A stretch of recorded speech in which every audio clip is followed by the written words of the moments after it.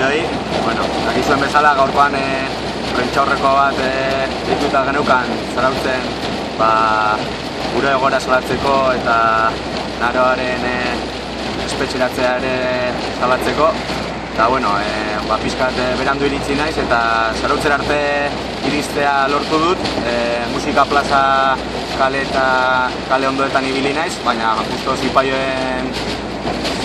pi oso den inguruan eta plazara ezin lortzea ezin izan naiz sartu.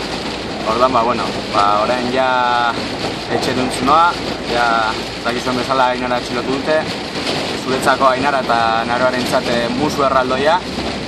Eta hori, etxera noala, egunerokotasunean jarraitzea, desobedientziarekin jarraitzera, eta borrokatzera, borrokak merezi duelako.